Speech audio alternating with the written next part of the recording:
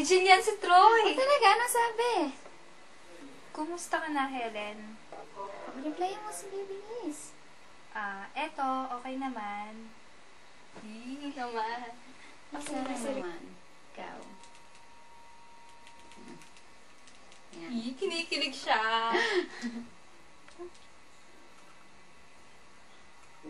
Kat. Uy, yung nagkasalit si Emma. Ito na-reply niya. Ang tinitingnan mo dyan? Mami, ko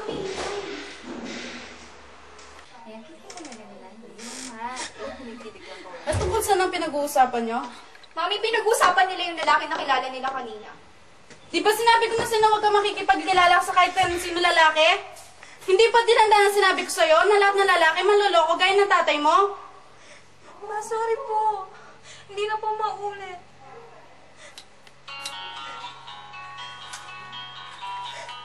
No.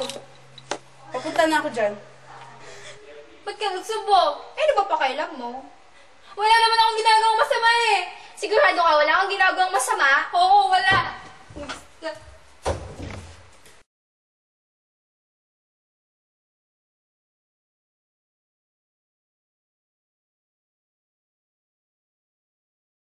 Boto na lang ako sa darating na eleksyon.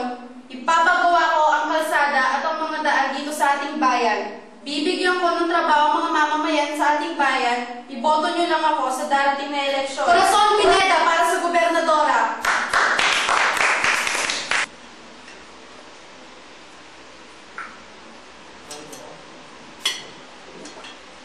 May tawag po kayo. Salamat. Hello.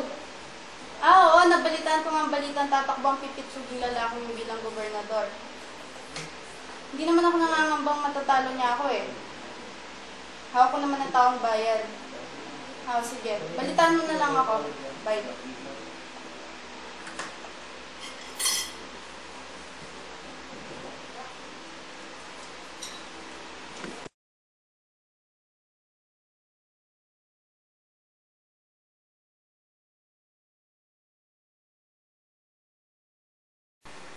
Mga kababayan ko, ako po ay naririto upang hingin ng inyong mga suporta. Wala po akong ibang may papangako kundi magsilbi ng tapat sa ating bayan. Gagawin ko ang lahat ng aking makakaya upang mapabuti ito. Maraming salamat po. Miguel Panlilio para sa gobernador. Ano? Lamang na lamang sa akin si Miguel? Hindi maaari yan. Mapapahiya ako sa mga amiga ko. Gagawa ko ng paraan. Sige.